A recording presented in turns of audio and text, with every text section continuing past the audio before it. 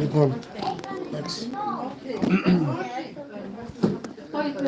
Θέλετε να κλείσουμε την πόρτα ή είναι εντάξει? Αλλά να ξέρουν τα παιδιά ότι...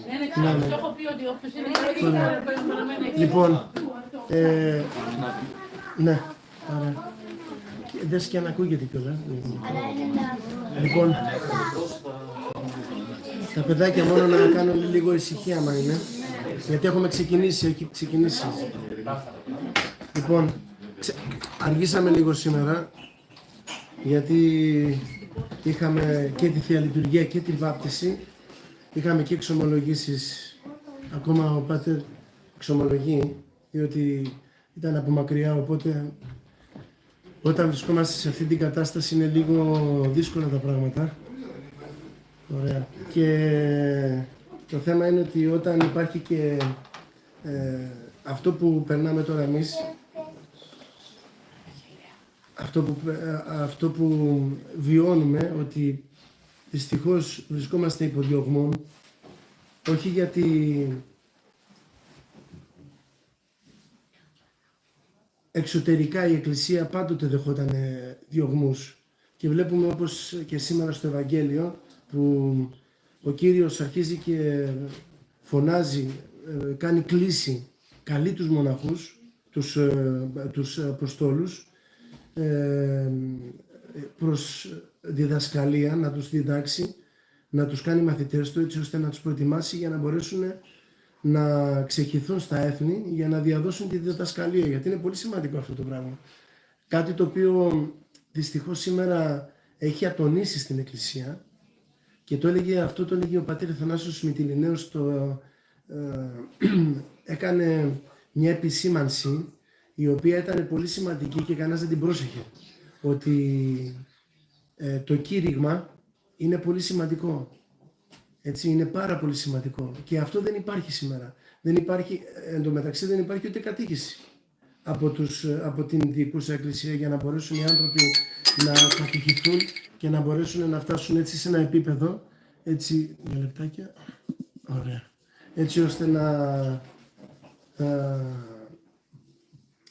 γνωρίζουμε ποιον λατρεύουμε, ποιον Θεό λατρεύουμε και πώς πρέπει να προσευχόμαστε και ποιος είναι ο προορισμός μας, να τα έχουμε συνέχεια φρέσκα αυτά τα πράγματα. Ξέρετε, δυστυχώς ο άνθρωπος, ο χριστιανός, ξεχνάει τον προορισμό του και πρέπει καθημερινά να τοποθετούμαστε. Είναι κάτι πολύ δύσκολο. Ο χριστιανισμός δεν είναι αγώνας σπρίντερ. Είναι αγώνας αντοχής. Μπαίνεις μέσα και ξέρεις ότι αυτός ο αγώνας τελειώνει μόνο όταν κλείσεις τα μάτια σου.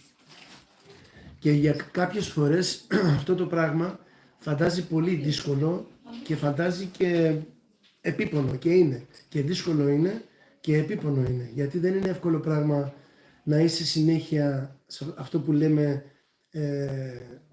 σε μια εγρήγορση πνευματική και να προσπαθείς συνέχεια να κρατιέσαι και μακριά από την αμαρτία και μακριά από τα πάθη και να προσπαθείς να είσαι κοντά στον Χριστό, γιατί αυτό το ζητούμενο είναι στη ζωή μας. Και βλέπετε ότι ο Χριστός όταν έκανε την κλήση προς τους μαθητές και τους είχε 3 χρόνια κοντά του, τους μάθαινε συνέχεια αυτό το πράγμα για την προσευχή, το πώς θα συμπεριφέρονται, να τους προετοιμάσει έτσι ώστε όταν θα βγούνε εις άγραν των εθνών, δηλαδή να αγρέψουν, να ψαρέψουν τα έθνη, έτσι, να είναι πνευματικά έτοιμοι αφού θα έχουν πλέον βιώσει και την Πεντηκοστή, έτσι ώστε να καθοδηγήσουν τους ανθρώπους, τα πεπλανημένα έθνη, να τα καθοδηγήσουν προς τον αληθινό τριαδικό Θεό. Αυτό το πράγμα είναι η πεμπτουσία του χριστιανισμού. Δηλαδή, βλέπετε ότι πολλές φορές κάποιοι άνθρωποι ασχολούνται με τη γνώση, συλλέγουν γνώση. Κάποιοι άνθρωποι ασχολούνται με κάποια άλλα πράγματα, συλλέγουν χρήματα. Ο καθένας δίνει μια προτεραιότητα στην ζωή του. Εμείς οι χριστιανοί, η προτεραιότητα που δίνουμε είναι ο τριαδικός Θεός. Είναι η επαφή μας με τον τριαδικό Θεό, να νιώσουμε τον τριαδικό Θεό. Αυτό είναι ο χριστιανός. Δεν είναι τίποτα άλλο.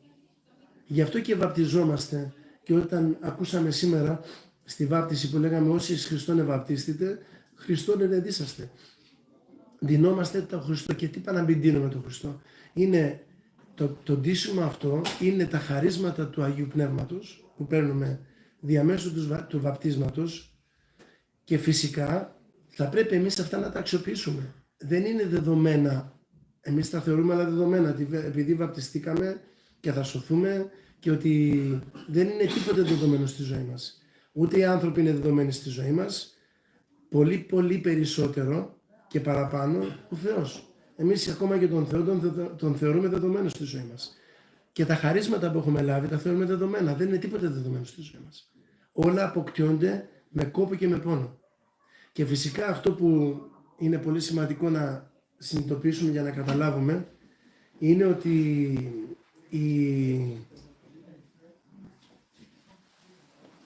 η αρετή, ναι μεν κατακτιέται με πολύ πόνο και κόπο, αλλά τα χαρίσματα του Αγίου Πνεύματος που λαμβάνουμε με το βάπτισμα είναι ανενεργά μέσα μας. Με την έννοια ότι αυτό που ντυνόμαστε, που λέει στο βάπτισμα, ντυνόμαστε τον Χριστό, αλλά πρέπει να εργαστούμε πνευματικά για να μπορέσουμε να τα ενεργοποιήσουμε. Δεν είναι ότι ναι μεν είναι δωρεάν όλα αυτά που δεχόμαστε, ιδιαίτερως την ημέρα της βαπτίσεώς μας, που είναι η δική μας προσωπική πεντηκοστή. Αυτό που έγινε σήμερα ήταν κάτι πολύ σημαντικό. Αλλά εμείς δεν μπορούμε να δούμε το τι γίνεται εκείνη τη στιγμή και το τι συμβαίνει στην ψυχή του νεοφώτιστου. Νεοφώτιστοι είναι οι νεοβαπτιστέντες, έτσι, αυτοί που βαπτίζονται. Αν θα μπορούσαμε να δούμε τι συμβαίνει, τότε θα ήμασταν κατάπληκτοι και θα μπορούσαμε να καταλάβουμε τι είναι το βάπτισμα. Διότι στην καρδιά του ανθρώπου, που μέχρι τώρα ήταν κατοικητήριο των δαιμόνων, γι' αυτό και γίνονται εξορκισμοί. Βλέπετε, στην αρχή, πρωτού ξεκινήσει το μυστήριο, γίνονται εξορκισμοί. Και πρέπει να εξορκίσουμε τον σατανά, ο οποίος κατοικεί στην καρδιά του ανθρώπου, επειδή δεν έχει έρθει η χάρις του, έτσι ώστε φεύγοντας από εκεί να εισοικήσει το Άγιο Πνεύμα μας. Γι' αυτό και έλεγε ο Κύριος, η Βασιλεία του Θεού εντός ημών εστίν. Το εντός ημών τι σημαίνει? Σημαίνει ότι μέσα στην καρδιά του ανθρώπου, έλεγε ο Απόστολος Παύλος πάλι, έχουμε τον θησαυρό, λέει, τον θησαυρό ημών, ενοστρακίνη σκεύεση. Τα οστράκινα σκεύη είναι η καρδιά. Αυτό λένε οι πατέρες. Και μέσα στην καρδιά κατοικεί η χάρις του Θεού. Και γι' αυτό το λόγο πρέπει εμείς να καθαρίσουμε την καρδιά μας από τα πάθη, διότι μπορεί κάποιος άνθρωπος να βαπτιστεί, αλλά δεν καθαρίζεται αυτόματα. Μπορεί από τα πάθη. Μπορεί να κάνει την εξομολογήσή του, να φύγουν οι αμαρτίες. Τα πάθη πρέπει να ξεριζωθούν. Τα πάθη είναι τα δέντρα. Και τα δέντρα έχουν ρίζες. Για να φύγουν λοιπόν τα δέντρα, πρέπει να τα ξεριζώσουμε. Για να ξεριζωθούν όμως θέλει πάρα πολύ δουλειά. Και αυτή τη δουλειά πρέπει να την κάνουμε μετά το βάπτισμα. Όχι πριν το βάπτισμα. Και πώς γίνεται αυτή η δουλειά? Με την εκπλήρωση των εντολών. Όταν ο άνθρωπος αρχίζει και εκπληρώνει τις εντολές και αρχίζει και δουλεύει πνευματικά, έχοντας φυσικά στο βάθος του τούνελ της ζωής του, έχοντας πάντα τον Χριστό. Γιατί αυτό είναι που ξεχνάμε εμείς οι άνθρωποι, ότι είμαστε προσωρινοί, ότι ανά πάσα στιγμή φεύγουμε και ότι η δουλειά που κάνουμε τώρα, σήμερα, μπορεί να μην μπορούμε να την κάνουμε αύριο. Γι' αυτό δεν πρέπει να την αναβάλουμε, να την αναβάλουμε την πνευματική δουλειά που έχουμε να κάνουμε, και πρέπει να την κάνουμε καθημερινά, χωρίς να κουραζόμαστε και χωρίς να αγανακτούμε. Γι' αυτό σας είπα ότι η ζωή του χριστιανού δεν είναι σπριντάρισμα. Κάνουμε 1-2 χρόνια, 3 χρόνια που έχουμε όρεξη για πνευματική ζωή, και μετά όταν χάνεται η πνευματική ζωή και έρχεται η ρουτίνα, έρχεται ο διάβολος που μας βαραίνει πολλές φορές. Και τι πρέπει να κάνουμε εμείς τότε? Πρέπει δηλαδή να τα παραιτήσουμε? Η πνευματική ζωή είναι αγώνας αντοχής. Και πρέπει πάντα να κρατάμε την ευγένεια της ψυχής μας. Ιδιαιτέρως στους άλλους ανθρώπους, γιατί πολλές φορές τη χάνουμε αυτή την ευγένεια, λόγω ότι πέφτουν όλα πάνω μας και αγανακτούμε. Και όταν αγανακτεί ο άνθρωπος δεν μπορεί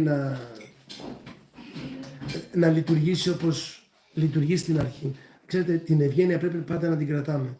Και πρέπει πάντα να θυμόμαστε πώς ξεκινήσαμε τον πνευματικό μας αγώνα. Αυτά γιατί τα λέω? Γιατί πολλοί με ρωτάνε, έρχονται σε μια κατάσταση που δεν μπορούν πλέον να δουλέψουν πνευματικά. Μου λένε ότι όταν ξεκινήσαμε στην αρχή ήμασταν πάρα πολύ καλά πνευματικά, τώρα είμαστε χάλια, δεν μπορούμε να κάνουμε τις προσευχές που κάναμε, αγανακτούμε, έχω χάσει την υπομονή μου και γιατί έχω πάθει. Δεν είναι ότι έχεις πάθει, είναι ότι τα πάθη σου και αυτά που έχεις πάθει το παρελθόν βγαίνουν στην επιφάνεια και βγαίνουν στην επιφάνειά μου. Αυτά γιατί εμείς δεν κάνουμε σωστή δουλειά. Δεν τα παλεύουμε όπως πρέπει. Γι' αυτό ο καλός Θεός τι κάνει? Μας τα βγάζει στην επιφάνεια, να τα δούμε, έτσι ώστε με πιο ευκολία να τα πολεμήσουμε. Γιατί κάτι το οποίο είναι βαθιά, δεν μπορεί να το πολεμήσεις. Όταν δεν έβγαινε η ραθυμία, παραδείγματος χάριν, νόμιζες ότι δεν την είχες, ότι δεν είσαι ράθυμος, ότι είσαι πρόθυμος πάντοτε για την προσευχή. Ράθυμος είναι αυτός που βαριέται, αυτός που δεν έχει, ναι, αυτός που έχει την οκνηρία, οκνηρός, αυτός που παθαίνει την ακηδία που λέμε, έτσι. Δεν είναι ότι δεν τα έχουμε και έρχονται πράγματα που δεν τα έχουμε, τα έχουμε αυτά που έρχονται στην επιφάνεια, απλώς δεν τα είχαμε δει εμείς. Γι' αυτό και καλός Θεός τι κάνει? Τα βγάζει στην επιφάνεια. Έτσι ώστε εμείς να δούμε τι υπάρχει για να μπορέσουμε να το πολεμήσουμε. Και εδώ δεν είναι εύκολο πράγμα. Το να δεις την βρωμιά σου, να δεις τα πάθη σου και τις αδυναμίες σου και τι πρέπει να κάνεις? Πρέπει να σκύψεις το κεφάλι, βάλεις κάτω το κεφάλι και να αρχίσεις να δουλεύεις. Είναι δύσκολη η πνευματική ζωή. Φυσικά ελαφρώνει όταν σκεφτούμε ότι θα τελειώσει γρήγορα. Ότι δεν είναι για πολύ καιρό. Και πόσο καιρό θα είναι? Θα είναι για κάποια χρόνια. Μέχρι να κλείσουμε τα μάτια μας. Τα οποία τα μάτια μας δεν ξέρουμε. Μπορεί να τα κλείσουμε και σήμερα. Μπορεί να μην είναι και χρόνια. Όταν σκεφτούμε το πόσο λίγο είναι η ζωή μας, θα δούμε κιόλας αυτό που γινόταν με τους πατέρες. Οι πατέρες αυτό σκεφτόταν. Οι πατέρες, ο νους τους δεν αποσπόταν από τα κοσμικά και τα γήινα. Γιατί βλέπετε ότι όταν βγεις έξω λιγάκι, αυτές οι σκέψεις που λέμε τώρα χάνονται. Γιατί χάνονται? Γιατί έρχονται άλλες σκέψεις που καπακώνουν τις πνευματικές σκέψεις. Και ποιες είναι αυτές? Αρχίζεις και βλέπεις τον κόσμο, βλέπεις τα αμάξια, βλέπεις το ένα, βλέπεις το άλλο, σκέφτεσαι τα κοσμικά, σκέφτεσαι τα βιωτικά και ο νους σου φεύγει από τα πνευματικά και πηγαίνει στα κοσμικά. Και το θεωρείς και κάτι φυσιολογικό. Ενώ δεν είναι το φυσιολογικό αυτό. Γι' αυτό και ο Χριστός έλεγε στη Μάρθα, Μάρθα, με ρημνάς και τριβάζει περί πολλά. Ενώ είναι πολύ σημαντικό αυτό που κάνει η Μάρθα. Έτσι. Και πρέπει να γίνεται και αυτό. Αλλά ενώσε στην χρειά. Ένα χρειάζεται. Ο άνθρωπος πρέπει πάντοτε, οτιδήποτε και να κάνει στη ζωή του, να κοιτάζει, να εκλέγει την αγαθή μερίδα. Να είναι κοντά στο Θεό. Γιατί αυτό, αναποφεύκτως, αυτό θα πάθουμε. Όταν θα φύγουμε από αυτή τη ζωή, πού θα πάμε? Θα συναντήσουμε τον Δημιουργό μας. Και όταν το συναντήσουμε τον Δημιουργό μας, τι θα του πούμε? Ότι ξέρεις, ναι, παρασύρθηκα και τα ξέραμε. Είμαστε βαπτισμένοι, τα ξέρουμε, τα γνωρίζουμε. Και οφείλουμε, αν θέλουμε να είμαστε εντάξει και με την ψυχή μας και με τον Θεό και με τους ανθρώπους μας, πρέπει αυτά τα πράγματα να τα δουλεύουμε. Γιατί αν δεν τα δουλέψουμε, θα δουλεύουμε άλλα πράγματα. Έτσι. Γι' αυτό και βλέπετε και στο μοναστήριο όταν ήμασταν, ειδικά όταν ήμασταν νέοι, δεν μας αφήνανε ποτέ να μείνουμε αργοί. Γιατί όταν έχεις αργία, όταν δεν δουλεύεις, αρχίζει το μυαλό και σκέφτεται. Ειδικά αν είναι και το σώμα ξεκουραστό. Αρχίζει το σώμα και το μυαλό και σκέφτεται πράγματα τα οποία δεν είναι κατά Θεόν. Έτσι. Λοιπόν, γι' αυτό και το μυαλό μας πάντα πρέπει να έχει πνευματική εργασία και το σώμα μας πρέπει να έχει εργασία. Και αυτά τα δύο πρέπει να συμπίπτουν, μπορούν να συμπίπτουν. Τώρα, το θέμα είναι ότι όταν έρθει η δυσκολία, και η δυσκολία είναι που στην καταιγίδα φαίνεται το καπετάνιο, έτσι, στη φουρτούνα, εμείς τι πρέπει να κάνουμε? Γιατί έρχονται πειρασμοί, έρχονται οι λογισμοί, έρχεται αυτή η ραθυμία, η βαριεμάρα, να το πούμε έτσι. Δεν θες να κάνεις τίποτα, δεν θες να κάνεις τα πνευματικά σου. Λες ότι έχω κουραστεί, κουράστηκα, έρχονται πειρασμοί που σε βάζουν σε μια κατάσταση που σε κουράζουν, σου δημιουργούν αθυμία και σου δημιουργούν λύπη.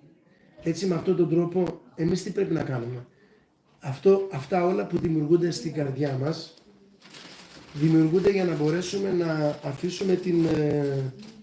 αφήσουμε την πνευματική ζωή. Ο διάβολος δηλαδή προσπαθεί σιγά σιγά να μας βγάλει πρώτο από την ευχή, από την τήρηση των εντολών, από τη μελέτη και μετά αν μπορέσει να μας βγάλει τελείως και την πνευματική ζωή. Αυτό είναι το ζητούμενο. Γι' αυτό και εμείς δεν πρέπει ποτέ να μένουμε χωρίς πρόγραμμα στην πνευματική μας ζωή. Το σημαντικό στην πνευματική ζωή είναι το πρόγραμμα. Να έχεις πρόγραμμα μελέτης, τον κανόνα σου, να διαβάζεις την Καινή Διαθήκη, την Παλαιά Διαθήκη, να κάνεις χαιρετισμούς, να έχεις το πρόγραμμα της προσευχής σου, έτσι ώστε αυτό και ειδικά η μελέτη θα σε τοποθετεί πάντοτε και θα είσαι εστιασμένος, θα κάνεις φόκους δηλαδή, προς τον Χριστό. Γιατί βλέπετε ότι αυτό το πράγμα το κάνουμε συνέχεια. Το μεγάλο πρόβλημα του χριστιανού είναι η περίσπαση. Περισπάται εύκολα. Φεύγει το μυαλό του από τον Χριστό, φεύγει το μυαλό του από τα πνευματικά και πηγαίνει στα κοσμικά. Αυτό παθαίνουμε όλοι μας. Γι' αυτό πρέπει συνέχεια να γλυκάνουμε τον εαυτό μας με τα πνευματικά. Και πώς μπορεί να γίνει αυτό? Άλλος τρόπος δεν υπάρχει. Ένας τρόπος υπάρχει μόνο. Η μελέτη. Όταν ο άνθρωπος αρχίζει και μελετάει τα πατερικά κείμενα, τους πατέρες της ερήμου, τον Ευεργετινό, τον Γεροντικό και μπει μέσα στους Αγίους, αρχίζει και γλυκαίνεται η ψυχή του και δεν θέλει να σταματήσει αυτή τη μελέτη, δεν θέλει να χάσει αυτή τη γλυκύτητα. Φυσικά ο διάβολος θα προσπαθήσει να χάσει και να τον βγάλει από το πρόγραμμα αυτό, να του εμβάλει μέσα την αθυμία, την οκνηρία, έτσι, την ακηδία, να μην θέλει να προσευχηθεί. Εκεί ο άνθρωπος πρέπει πάντοτε, όταν έρχονται τέτοιες περιπτώσεις, πρέπει να βάζει βία. Πρέπει να βάζει πίεση. Γι' αυτό ο Χριστός λέγει: βιαστές αρπάζουν τη βασιλεία των ουρανών. Τώρα, με τη βία φυσικά, εμείς από μόνοι μας δεν μπορούμε να καταφέρουμε τίποτε. Όταν όμως ο άνθρωπος αρχίζει και πιέζει, δίνει τη χάρη του Θεός. Γιατί από μόνοι μας πίεση να βάλουμε, δεν πρόκειται να έρθει τίποτε, δεν θα αλλάξει τίποτε. Όταν όμως δει ο Θεός ότι εμείς βάζουμε πίεση, τότε θα δώσει τη χάρη του και είναι αυτό που λέμε, ότι εμείς βάζουμε τα μηδενικά και ο Θεός θα βάλει τον άσο στην αρχή. Και έτσι αυτά τα μηδενικά θα αποκτήσουν αξία. Αλλιώς αν δεν μπει η χάρη του Θεού μπροστά από ό,τι κάνουμε, δεν αποκτάει τίποτε αξία. Παραμένει μηδενικό. Και μάλιστα πολλά μηδενικά, όχι ένα. Αυτά ήθελα να πω, γιατί δεν θα κάνουμε πολύ ώρα, δεν θα καθυστερήσουμε πάρα πολύ, γιατί ήδη έχει περάσει πάρα πολύ, έχουμε ξεφύγει. Απλώς αυτά τα λέω γιατί όλοι μας παίρναμε αυτή την κατάσταση και την πνευματική, αυτό το πνευματικό πόλεμο. Δηλαδή δεν υπάρχει άνθρωπος ο οποίος να μην δέχεται πνευματικό πόλεμο στη ζωή του.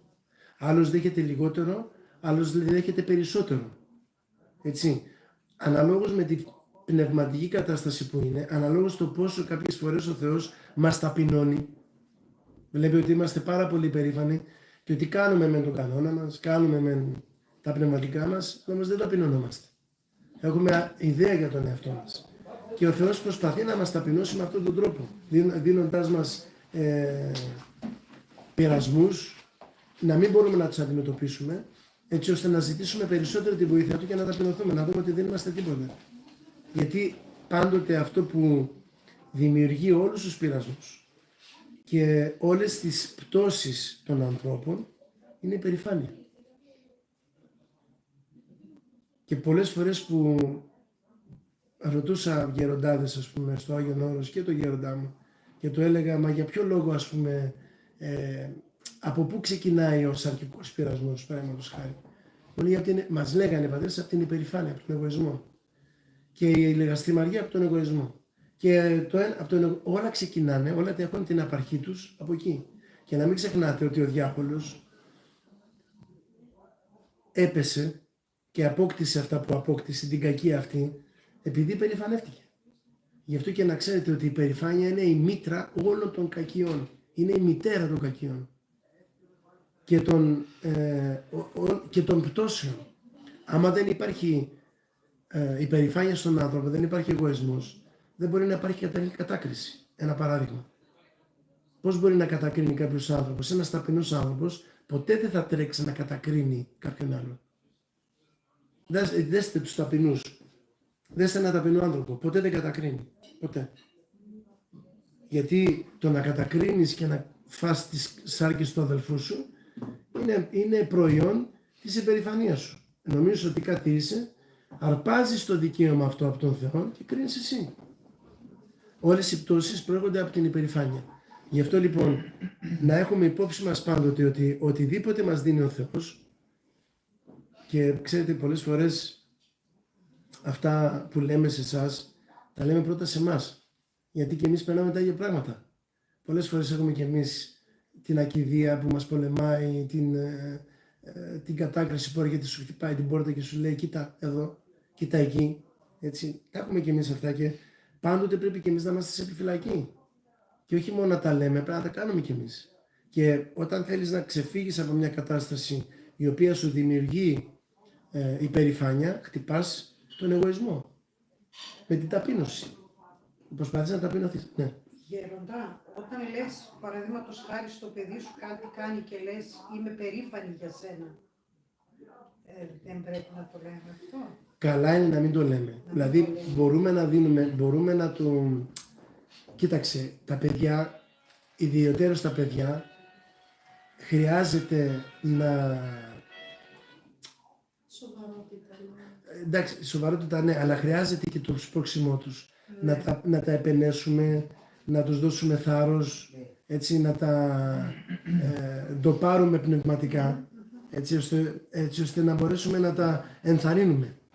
Άλλο ενθάρρυνση, έτσι, και άλλο να τα επενέσεις και να... Και μετά πρέπει να πάνω. Ναι, το θέμα είναι... Ακριβώς. Καλό θα είναι... Και εγώ επένεσα την κόρη μου προχθές γιατί μου ήθελε ένα καλό νέο. Ναι. Την αγκάλιασα και της λέω μπράβο αγάπη μου, της λέω. Ναι. Συγχαρητήρια. Βλέπεις, μου λέει μαμά, βλέπεις, τα κατάφερα. Ναι. Εντάξει, εκεί πρέπει να της πεις δεν τα κατάφερες εσύ, ο Θεός σε βοήθησε. Έτσι.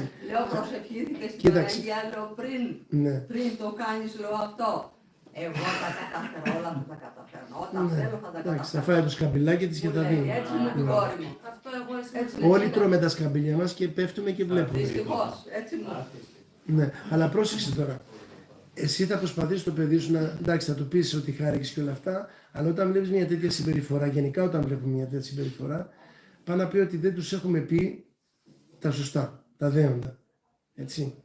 Και θυμάμαι. Όταν μιλάει ο ένας και ο θυμάμαι- άλλος δεν μιλάει, Κοιτάξτε το να παιδί δείτε. μετά Άμα διαβάσουμε τα συναξάρια των Αγίων, θα δούμε πως οι Άγιοι δεχόταν από τους γονείς τους την πνευματική καθοδήγηση και πώς τους δίνανε, πώς τους ταπεινώνανε τα παιδιά και πώς τα κρατούσαν ταπεινά.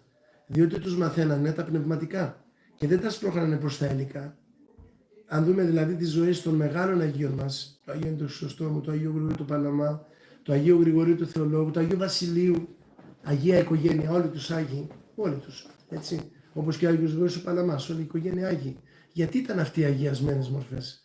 Γιατί κάνανε αυτά που έπρεπε να κάνουν. Και τα παιδιά τους τα μαθαίνανε. Ας πούμε, ένα παράδειγμα, ο Άγιος Γρηγόριος του Παλαμάς.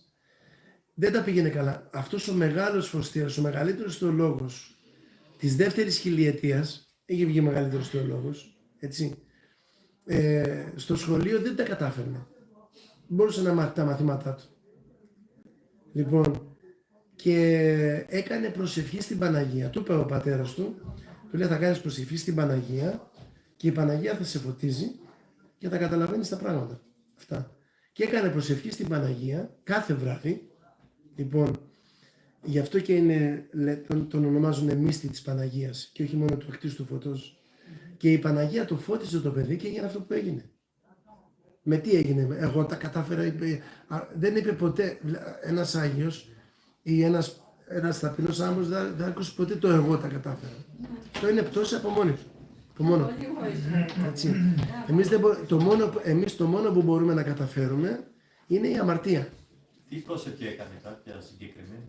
Ναι, Τώρα ακριβώς δεν θυμάμαι, ήταν κάτι παρόμοιο όπως αυτό το φώτισό με το σκότος που ζητούσε από την Παναγία, γιατί συνέχισε αυτή την προσευχή και μετά που έγινε μοναχός και ζητούσε από την Κυρία Θεοτόκο να του φωτίσει το σκότος.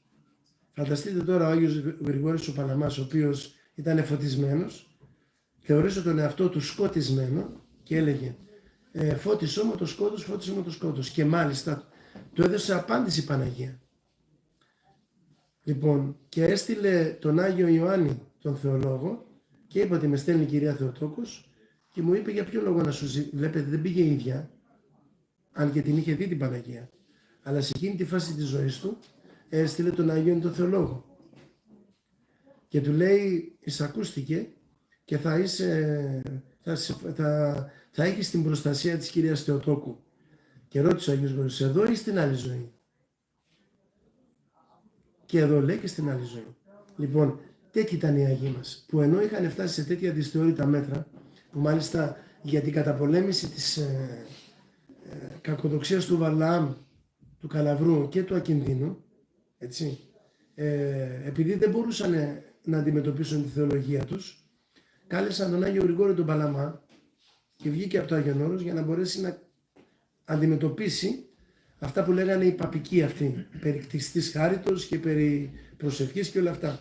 Και ο Άγιος Γρηγόριος φωτισμένος και μορφωμένος, αλλά και φωτισμένος, είχε και τα δύο προσόντα αυτά, μπόρεσε και αντιμετώπισε την αίρεση του Βαλαάμ και του Ακινδύνου, που στην ουσία ήταν ο παπισμός μεταμορφωμένος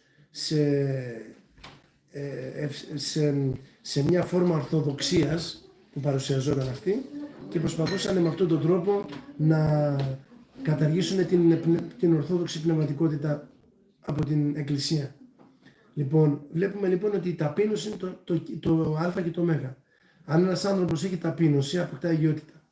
Αν ένας άνθρωπος έχει γνώσεις, η γνώση φυσιεί, λέει ο Απόστολος Παύλος, σου δημιουργεί υπερηφάνεια. Για να μην σου δημιουργήσει η γνώση υπερηφάνεια, πρέπει να συνοδεύεται πάντοτε από την ταπείνωση. Γι' αυτό λοιπόν, αν θέλουμε να μπορέσουμε να προσελκύσουμε τη χάρη του Θεού και στη μελέτη μας και σε οτιδήποτε κάνουμε, και να μπορέσουμε αυτόν τον δρόμο αντοχής που διανύουμε να τον διανύσουμε καλώς και να πάρουμε το βραβείο της νίκης, χρειάζεται το κυρίως συστατικό που χρειάζεται είναι η ταπείνωση. Έτσι. Γι' αυτό και πρέπει να την καλλιεργούμε στα παιδιά μας. Και όχι μόνο στα παιδιά μας, και στους φίλους μας, και να την καλλιεργούμε εμείς οι ίδιοι, για να μπορέσουμε να τη δώσουμε ως παράδειγμα. Πρώτα με τη ζωή μας και μετά με τα λόγια μας. Έτσι. Λοιπόν, αν θέλει κάποιος να πει κάτι πάνω σε αυτά, ή όχι πάνω σε αυτά, δεν είναι απαραίτητο. Έλα. Έλα, Ζωή. Θα προσπαθήσω να εκφραστώ έτσι ώστε να με καταλάβουν. Έχω κάπου δυσκολίες να καταλάβω, σύμφωνα και με αυτά που διαβάζω, έχω πάντα την απορία. Όλοι αυτοί οι Άγιοι, οι οποίοι περάσανε από το μοναχικό βίο ή διαλέξανε το μοναχικό βίο, οι ασκητές, από μικρή ηλικία, από νωρίς, και δεν ήταν πολύ εξοικειωμένοι με τα εγκόσμια, έτσι ώστε, με τα προβλήματα του καθημερινού βίου. Πώς μπορούν να, χωρίς αυτές τις δυσκολίες, να φωτιστούν? Ξέρω, ακούγεται λίγο χαζό, αλλά φτάνει αυτό το πράγμα, έτσι, μόνο, είχαν κάτι το ιδιαίτερο, είχαν τη φώτιση του Αγίου Πνεύματος, δηλαδή δεν πρέπει ο άνθρωπος να περάσει από δυσκολίες.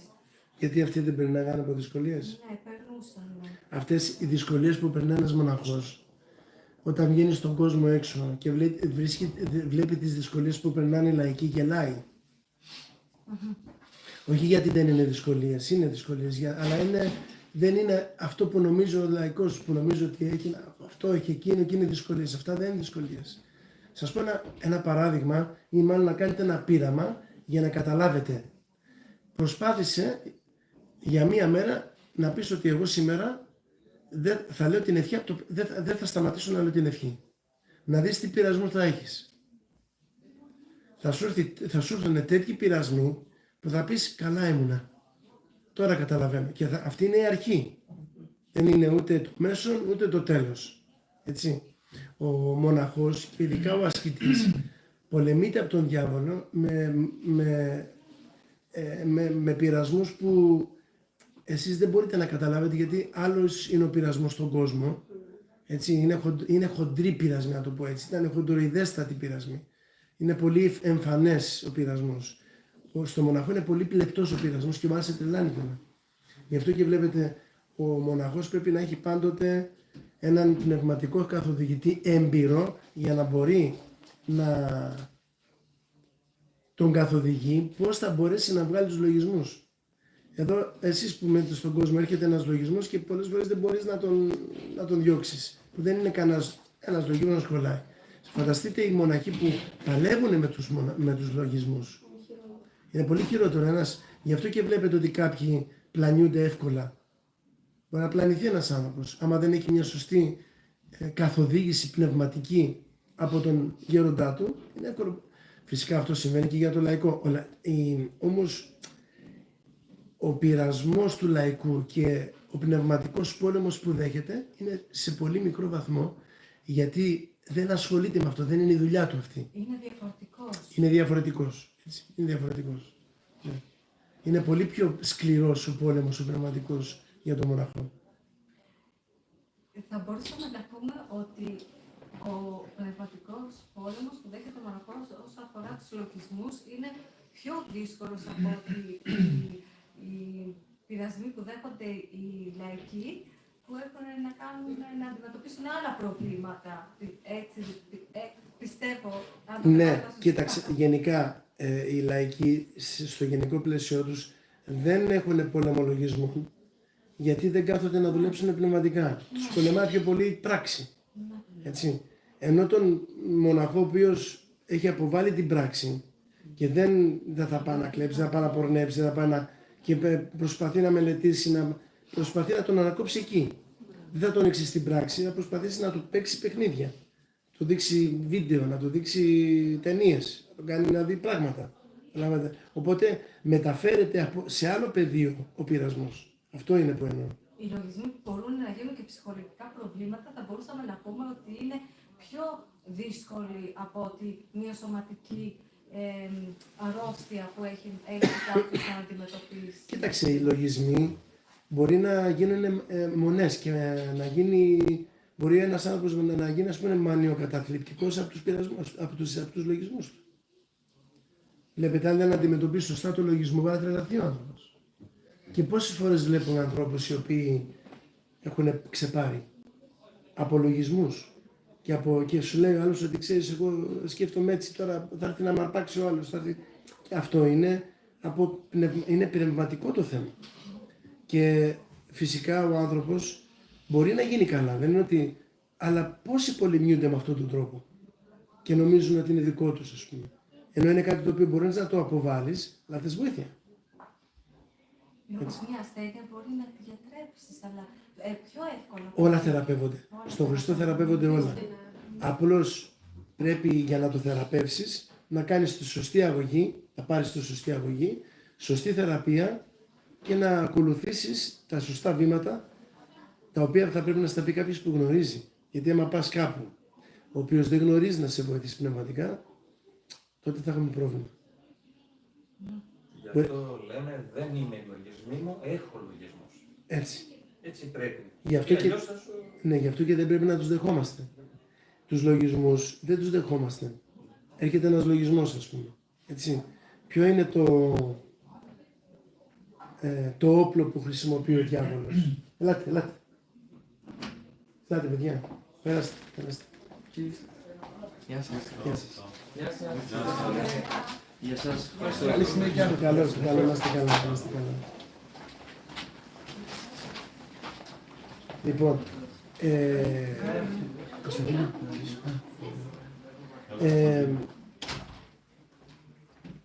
τι χρησιμοποιεί ο διάβολος? Σου ρίχνει ένα λογισμό Οι πατέρες τι κάνανε?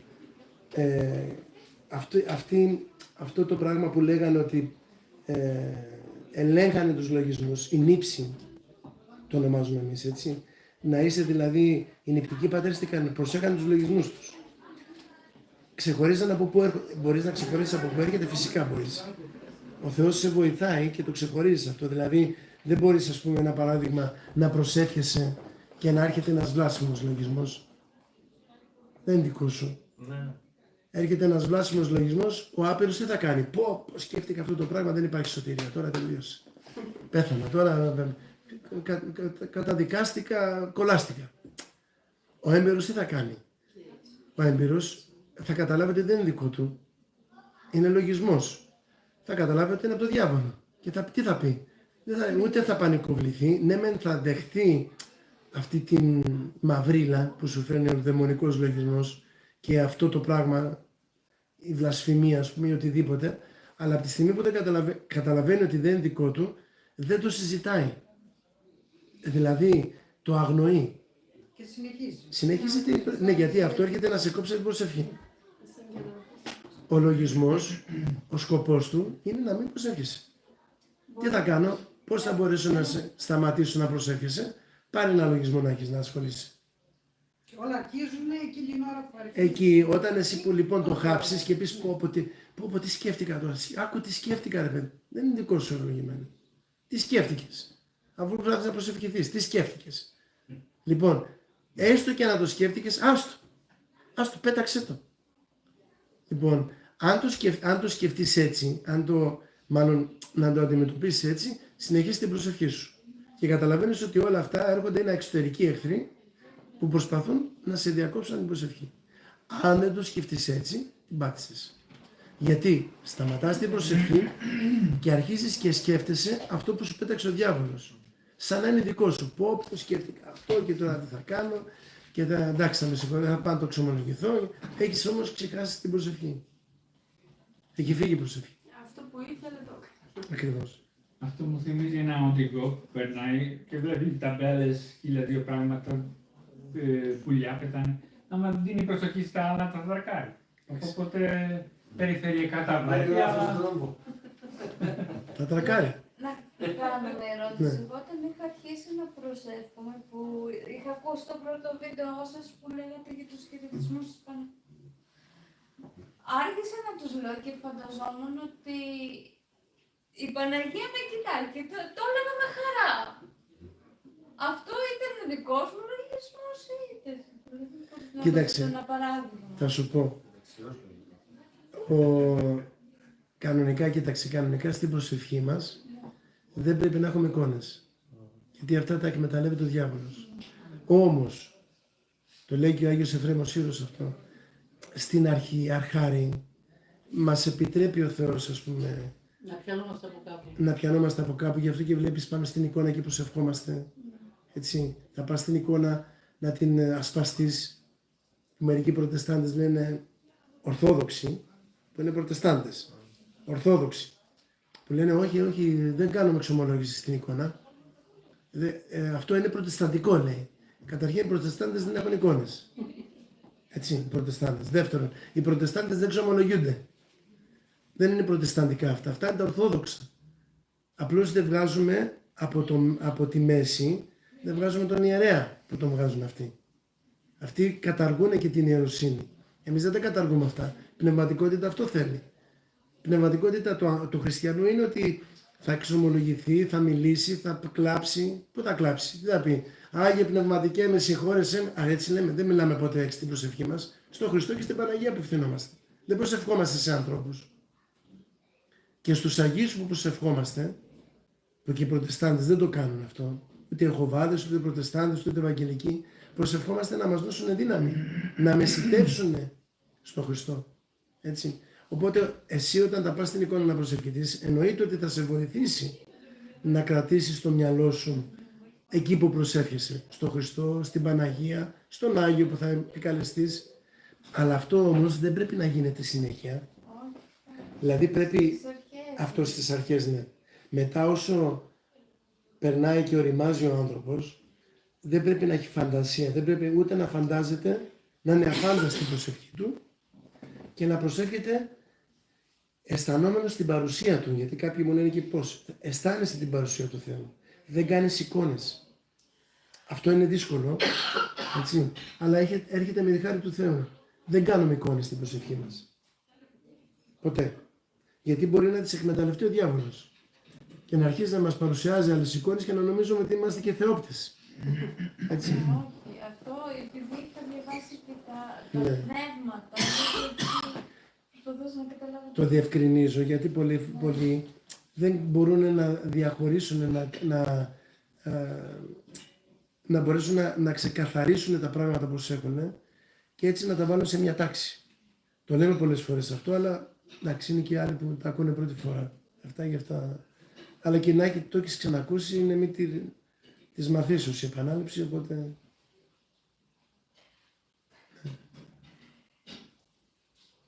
Αυτό που είπατε για τη φαντασία. Και εκεί έχω λίγο περισσότερο να τα ξεκαθαρίσω. Τη φαντασία την χρησιμοποιεί ο διάβολος, έτσι, ναι. Δεν θα έπρεπε ο άνθρωπος γενικώς να έχει φαντασία. Όχι. Ωραία. Οι άνθρωποι όμως που ζουν στον κόσμο και είναι δημιουργικοί, οι καλλιτέχνες, οι αρχιτέκτονες, όλοι αυτοί που κάνουν όλα αυτά τα δημιουργήματα, δεν είναι η φαντασία για να μπορούν να πραγματοποιήσουν κάτι, γιατί χωρίς φαντασία πώς θα κάνουν ένα δημιούργημα, να καλλιεργήσουν κάτι. Ωραία, άκουσε τώρα τι γίνεται εδώ πέρα. Άκου πού θα πάμε τώρα με αυτό που είπες. Έτσι. Η γενιά του Κάιν αναπτύσσει τεχνολογία, ενώ η γενιά του Άβελ αναπτύσσει θεογνωσία και θεολογία. Ωραία. Και ρωτάω εγώ τώρα. Κάνανε στο Ντουμπάι έναν ουρανοξύστη που είναι πόσα μέτρα είναι, πόσα πάει. 1 χιλιόμετρο. Και θα μείνει μετά τη δεύτερη παρουσία. Οφέλησε τίποτε πνευματικά τους ανθρώπους. Αυτοί που το κάνανε ωφεληθήκανε πνευματικά, βρήκανε το Θεό. Θα μου πεις, μα αυτό, ναι, μόνο αυτό. Μα είσαι απόλυτος. Όποιος θέλει. Να τελειώσω. Να απαντήσω αυτό, κράτα το λίγο. Λοιπόν, εμείς οι χριστιανοί είμαστε απόλυτοι. Αυτή είναι η Καινή Διαθήκη εδώ. Λοιπόν, λέω ορισμένα πράγματα. Λοιπόν, αν θες να τα δεχτείς, θα τα δεχτείς όπως έχει. Άμα δεν θες να τα δεχτείς, πήγαινε αλλού. Υπάρχουν άλλες γειτονιές να παίξεις. Και άλλες πορτοκαλιές που μπορείς να φας πορτοκάλια. Αυτό σου λέει ο Χριστός, όσοι θέλει ο πίσω μου ελθύν, όποιος θέλει να είναι πίσω μου, ούτε δεξιά, ούτε αριστερά, ούτε μπροστά, ούτε να το παίζεις διδάκτορ. Θα είσαι πίσω από τον Χριστό. Του τέστην, ο λόγος του που είναι στην Κοινή Διαθήκη, θα πρέπει να τον ακολουθείς όπως το λέει. Και ο Χριστός δεν έχει ανάγκη, ξέρεις, να πάει να χτυπήσει πόρτα, θέλεις να γίνεις χριστιανός. Δεν έχει ανάγκη. Ούτε εμείς έχουμε ανάγκη όταν μιλάμε να αποκτήσουμε ούτε οπαδούς, ούτε ακόλουθους, ούτε κάποιος να μας ακούει και να... Ούτε εμείς το έχουμε ανάγκη αυτό. Ούτε κοιτάμε να μαζέψουμε χρήματα, ούτε ζητάμε χρήματα. Γιατί ξέρετε αυτά είναι αλληλένδετα. Άκουσα δυστυχώς άκουσα ιερομόναχο, ο οποίος λέει, μα άμα χάσω τον κόσμο που έχω δεν θα έχω χρήματα. Γιατί αυτός με συντηρεί. Δεν σε συντηρεί το χρήμα, ούτε ο κόσμος. Ο Θεός σε συντηρεί και μπορεί να σου πάρει τη ζωή ανά πάσα στιγμή. Και αυτά που έχεις μαζέψει, γιατί έχει μαζέψει, τι θα τα κάνεις. Σαν τον άφρονα πλούσιο. Ναι, έχεις μαζέψει κάποια χρήματα. Αυτά τα κάνεις. Λίγα. Αυτά τα λίγα που έχεις. Ακριβώς. Λοιπόν, το θέμα ποιο είναι. Το θέμα είναι ότι όταν ακολουθείς το Ευαγγέλιο και είναι αυτό, κάνεις αυτό. Αυτοί οι άνθρωποι δεν ακολουθούν το Ευαγγέλιο. Αυτοί που έχουν τη φαντασία, καταρχήν, αν ο άνθρωπος ζούσε κατ' επιταγή των εντολών του Θεού, δεν θα είχαμε αυτή την κατάσταση εδώ. Δεν θα είχαμε αυτούς τους πλουσίους, αυτή την τεχνολογία και αυτή τη δαιμονική κατάσταση. Και δεν θα έρχονταν και ο Αντίχριστος. Δεν θα έρχονταν. Δεν θα είχε την τεχνολογία για να έρθει. Η φαντασία των ανθρώπων λοιπόν την παίρνει ο διάβολος, μάλλον τους δίνει φαντασία ο διάβολος, τους εξητάρει και τι τους κάνει. Θα κάνεις αυτό, θα κάνεις εκείνο, θα κάνεις το άλλο. Και έχει δημιουργηθεί αυτό το virtual reality, το οποίο σε λίγο καιρό ο κόσμος θα είναι συνδεδεμένος με καλώδια, θα έχει μια οθόνη εδώ πέρα 3D και θα ζει εκεί πέρα. Ψευδαισθήσεις. Ακριβώς. Αυτό θέλει. Δεν εννοώ ότι θα πρέπει να είμαστε του κοσμικού φρονήματος και όσο αφορά αυτό με σχέση με τη φαντασία, όχι. Αλλά ξανά απορώ, εάν δεν υπάρχει αυτό το πράγμα, πώς μπορεί να λειτουργήσει αυτός ο κόσμος μέσα στον οποίο ζούμε. Πώς λειτουργούσε ο Αδάμ και η Εύα. Ναι, θα πρέπει να γυρίσουμε... Ακριβώς. Η φαντασία την Ακριβώς. εκμεταλλεύεις Μπράβο, στα ναι. κοσμικά, Η φαντασία. αλλά για το προσωπική και πνευματική ζωή δεν Ναι, αφαιρείς. ναι. Λοιπόν, ξέρετε, είναι πολύ σημαντικό η γνώση. Γιατί, θα πούμε γιατί. Γιατί αν δούμε πώς μας έχει δημιουργήσει, αν δούμε τους πρωτοπλάστους, πώς ήταν οι πρωτόπλαστοι, θα καταλάβουμε πώς πρέπει να είμαστε εμείς. Είναι πάρα πολύ σημαντικό αυτό.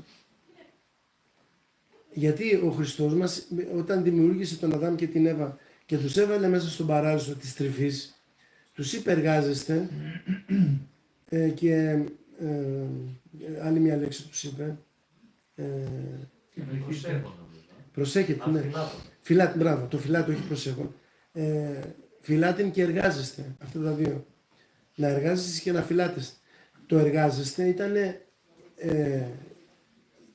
η νοερά προσευχή. Η επικοινωνία, η συνεχής επικοινωνία με τον Θεό. Και το φυλάτην είναι να μην τη σταματήσουμε αυτή την επικοινωνία και να κάνουν υπακοή σε αυτό που τους είπε. Να τρώνε από όλα τα φρούτα εκτός από ένα. Να φυλάξουν την εντολή, δηλαδή που δεν το φυλάξανε. Ούτε το ένα κάνανε, ούτε το άλλο. Με το να, βλέπετε, με το να πέσουν στην παρακοή, με το να μην φυλάξουν τις εντολές του Θεού, χάσαν την επαφή τους με τον Θεό. Οπότε όταν φυλάσσεις τις εντολές του Θεού και προσπαθείς να είσαι εντάξει με τις εντολές του Θεού, τι γίνεται? Αυτομάτως έχεις επαφή με τον Θεό. Λοιπόν, τώρα, ναι, μα πώς θα ζήσουμε χωρίς αυτό, χωρίς δημιουργία, χωρίς... Ο δημιουργός υπάρχει. Τα δημιουργήματα τα βλέπουμε. Τα έχει δημιουργήσει όλα. Εμείς δεν χρειαζόμαστε να δημιουργήσουμε κάτι παραπάνω. Εμείς έπρεπε να κάνουμε τι? Να εργαζόμαστε και να φυλάτουμε. Και τι κάνουμε τώρα? Ακούστε. Η πτώση μας, βάζει, πάμε σε θεολογικά θέματα. Κάνουμε ανάλυση λίγο τώρα αυτό που είπες, γιατί ήταν πολύ ωραία. Εμένα μου έδωσε πάσα για να μπορέσω να πω ορισμένα πράγματα. Μόνο μια παρένθεση, δηλαδή με λίγα λόγια, τώρα κατάλαβα. Ό,τι έχει δημιουργήσει ο Θεός, αυτό θα πρέπει να είναι και αυτό θα πρέπει να ισχύει. Αντιθέτως, ό,τι δημιουργεί ο άνθρωπος δεν είναι ωφέλη, γιατί αποσκοπεί σε κάτι στο οποίο δεν τον οδηγεί στην ωφέλεια, αλλά ίσως στην απώλεια. Εννοείται, μα και δεν μένει. Αυτό που θα μείνει είναι αυτό εδώ. Προσέξτε τώρα. Δημιουργεί ο Θεός τον κόσμο. Δημιουργεί την πλάση, δημιουργεί τον άνθρωπο και του λέει να εργάζεσαι και να φυλάτεις αυτά που σου δώσα. Έχει κάποιον εξομολογηθεί? Είναι κανένας για εξομολόγηση? Όχι. Ωραία. Τι γίνεται? Ο Αδάμ και η Εύα έπρεπε να εργάζονται και να φυλάτουν αυτό που θα κάνει ο Θεός. Ακόμα και τα ζώα, τα οποία δημιουργούνται έτσι, προς εξυπηρέτηση του ανθρώπου, ενώ ο άνθρωπος τώρα τι έχει κάνει? Έχει κάνει τα ζώα τον συνάνθρωπό του. Είναι μερικοί που έχουν αυτό το πράγμα. Έχουν αυτή την ασθένεια, την αρρώστια και έχουν τα σκυλιά τους και γενικά τα γατιά τους και τα ζώα τα έχουν κάνει, ενώ δεν πρέπει να είναι σε αυτή την κατάσταση. Εντάξει, άλλο να τα βοηθάς και να τα προσέχουμε και να τα αγαπάς, γιατί ο Θεός όταν πέρασε τα ζώα όλα από τον Αδάμ μπροστά και τα ονομάτισε ο Αδάμ, το έκανε αυτό για δύο λόγους. Πρώτον, να δει ο Αδάμ ότι δεν έχει τίποτε όμοιο του πλαστή. Δεν έχει πλάσει ο Θεός ομοιοτύπωτο με τον Αδάμ. Και δεύτερον, για να του δείξει ότι ήταν έξω από τον παράδεισο και να του δείξει ότι αυτά υπακούν σε αυτόν. Ότι ο Θεός των ζώων είναι ο άνθρωπος. Και έχει καταντήσει δούλος ο άνθρωπος και τα ζώα να είναι οι αφέντες. Έτσι. Λοιπόν, τι γίνεται? Μας δείχνει ο Θεός πώς πρέπει να ζούμε. Να φυλάτουμε και να εργαζόμαστε τι? Να είμαστε δηλαδή στη συνεχή προσευχή και στην τήρηση των εντολών. Δεν χρειαζόταν ούτε να δημιουργήσουμε κάτι παραπάνω. Αυτό έχει φτιάξει όλα ο Θεός. να τραφούμε, μας είχε φτιάξει τα δέντρα, τα φρούτα. Από αυτά θα τρεφόμαστε. Μας είχε δώσει έτοιμη τροφή. Λοιπόν, χρειαζόταν κάτι να ντυθεί και αυτά δεν χρειαζόταν να ντυθεί. Ούτε χρειαζόταν να εργάζεται τη γη με μόχθο. Με την πτώση, του λέει τώρα έπεσες, ναι. Τώρα μας έδαψε δερματίνους χιτώνες, τα ρούχα δηλαδή, τα οποία συμβολίζουν την πνευματική γύμνωση, γιατί βγαίνουν μερικούς ερευνητές και λένε όχι, αυτό είναι συμβολικό. Έλα αδελφέ μου, έλα. Ναι. Απλώς τα βάλα εδώ πέρα, τα βάλα εδώ για να μπορείς να... Ναι. Λοιπόν,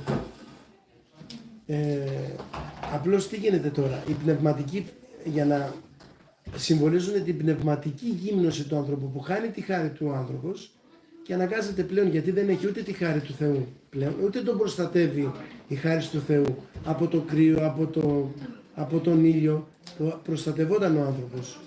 Και ο άνθρωπος, ο Αδάμ και η Εύα είχαν πλαστεί έτσι ώστε δεν αρρωσταίνανε. Ο Χριστός δεν αρρώστησε ποτέ. Επειδή έγινε κατά πάντα άνθρωπος όπως εμείς, αλλά δεν είχε την αμαρτία, ο Χριστός δεν αρρώστησε.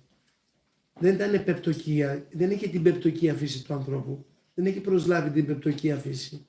Έτσι. Λοιπόν, από εκεί και πέρα βλέπουμε πώς ζούσε ο Αδάμ και πώς έπρεπε να ζούμε εμείς.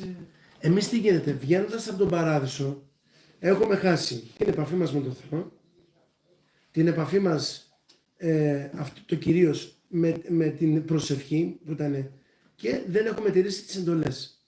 Οπότε έχει δημιουργηθεί το υποσυνείδητο, η φαντασία του ανθρώπου, οι σκέψεις, και γι' αυτό το λόγο εκβλήθηκε εκ του παραδείσου ο Αδάμ, γιατί δεν μπορεί να είναι στον παράδεισο ένας ακάθαρτος άνθρωπος, ο οποίος έχει αποκτήσει υποσυνείδητο, είναι αμετανόητος, δεν ζήτησε συγγνώμη από τον Θεό, να πει ναι Θεέ μου έπεσα, συγχώρεσέ με. Δεν ζήτησε συγγνώμη, τι είπε, εσύ φταίς για αυτό που έγινε. Γιατί μου έδωσε τη γυναίκα που μου έδωσε το σίκο στην ουσία. Που μου έδωσε το φρούτο, αυτό το απαγορευμένο. Η γυναίκα τι είπε, ο διάβολος φταίει που μου δεν ζήτησε κανένα συγγνώμη. Δεν μπορεί να μείνει πλέον στον παράδεισο μέσα. Γι' αυτό και βγαίνει, και αυτή η κατάσταση που ζούμε εδώ πέρα είναι η κατάσταση της πεπτοκίας φύσης του ανθρώπου. Πόλεμοι, να φτιάζουμε σπίτια, να τα καλοπίζουμε, να χρησιμοποιούμε τη φαντασία μας, να τα κάνουμε ακόμα περισσότερο, καλάτερα. Ο χριστιανός όμως, ο οποίος θέλει να τηρήσει την αρχική κατάσταση του Αδάμ και της Εύας, είναι ο μοναχός, ο οποίος παρετάει τα πάντα και τι κάνει. Κάνει αυτό που έκανε ο Αδάμ και η Εύα. Προσευχή, ό,τι δώσει ο Θεός, δουλεύει. Εννοείται ότι δουλεύει ο μοναχός, έτσι, και πολλές φορές δουλεύει πολύ σκληρά. Δεν χρειάζεται τόσο πολύ να δουλεύει, αλλά έχει την ελπίδα του ότι ο Θεός θα τον θρέψει σε αυτή την κατάσταση που βρίσκεται, στην πεπτοκία φύση όπου έχει προσλάβει, έτσι, και από εκεί και πέρα τι κάνει. Προσπαθεί να βγάλει τελείως την φαντασία από το μυαλό του και να έχει μόνο προσευχή, όχι σκέψεις. Προσπαθεί δηλαδή να γυρίσει πίσω εκεί που βρισκόταν ο Αδάμ, στην κατάσταση του φωτισμού, για να φτάσει στην κατάσταση της θεώσεως. Αν έλεγε ο Αδάμ, εγώ φταίω, θα βγαίνει μόνο η Εύα, έτσι. Θα βγαίνει η Εύα, ναι. Και να σκεφτείς ότι ο Αδάμ είχε και ένα φοβερό πλεονέκτημα. Δεν είχε πεθερά.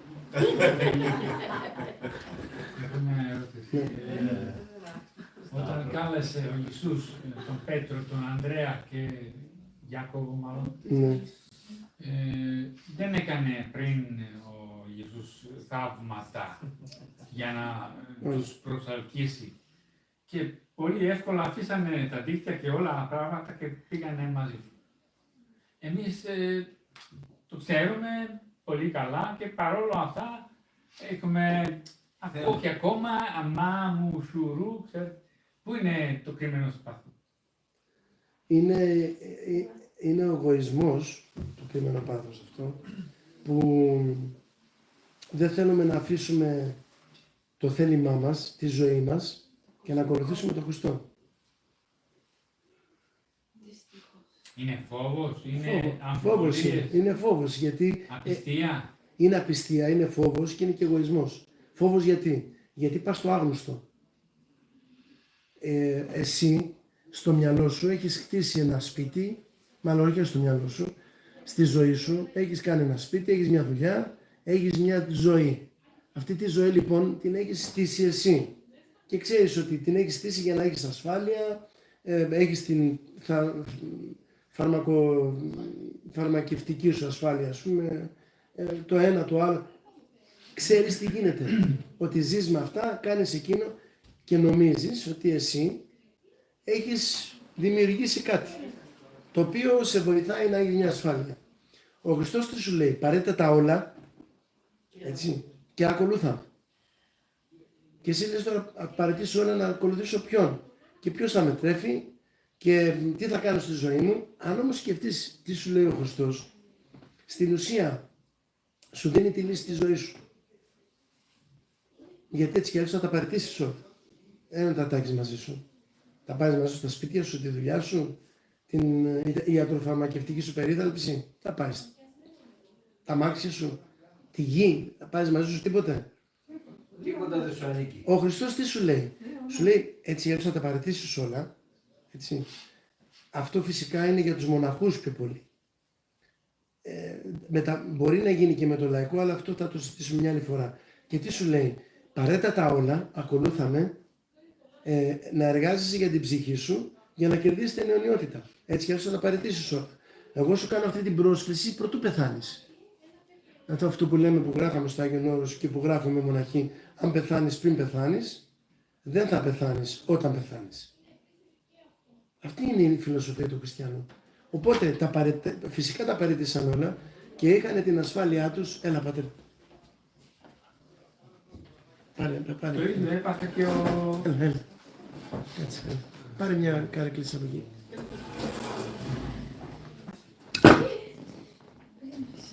Απροσεξία. Το ίδιο έπαθε και ο πλούσιος νεανίσκος. Το ίδιο έπαθε και ο πλούσιος νεανίσκος, ναι. Το ίδιο παθαίνουμε και εμείς. Και οι πλούσιοι και οι πτωχοί νεανίσκοι. Γιατί δεν έχουμε συνειδητοποιήσει ότι είμαστε προσωρινοί. Δεν έχουμε συνειδητοποιήσει. Είναι πολύ σημαντικό αυτό. Γιατί κάποιος μπορεί να σου έρθει και να σου πει ναι, αλλά ξέρεις, αυτά που λες δεν είναι αλήθεια. Ποιο δεν είναι αλήθεια? Ότι θα φύγουμε ανά πάσα στιγμή, ότι φεύγουμε, ότι θα πεθάνουμε. Έλα. Τι δεν είναι αλήθεια? Ότι είμαστε προσωρινοί. Ας μου πει κάποιος ότι αυτό που λέμε δεν είναι αλήθεια. Γέροντα, είναι εντάξει. Πώς? Είναι εντάξει, πες το να φαίνεται. Α, ναι. Α, ωραία. Ναι. Βάλτε το πώς.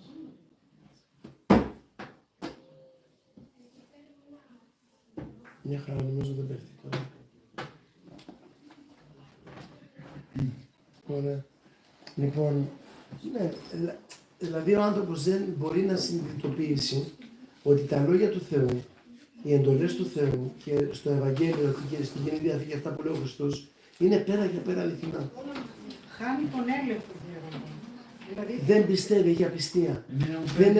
Δεν εμπιστεύεται, δεν είναι μόνο η πίστη και η εμπιστοσύνη, δεν εμπιστεύεται ο χριστιανός έτσι όπως ζει, δεν εμπιστεύεται τη ζωή του στον Χριστό. Η Εύα τι έπαθε? Απιστία ήταν αυτό. Της λέει ο διάβολος, όχι, αφού της είπε, τι σας είπε, δεν ήξερε. Και λέει αυτό και αυτό. Α, δεν είναι, ψέματα σας λέει. Γιατί θα γίνεις Θεός άμα φας αυτό το... Ευχαριστούμε. Άμα φας αυτό το φρούτο, θα ανοίξεις τα μάτια σου, θα γίνεις Θεός. Λοιπόν, έδειξε εμπιστοσύνη στον διάβολο και απιστία στο Θεό. Επειδή της ήρθε η καινοδοξία ότι θα γίνω Θεός. Καταλαβαίνετε. Άμα πιστέψεις όμως στον Χριστό και κάνεις υπακοή στον Χριστό, σε εντολές του και σου πει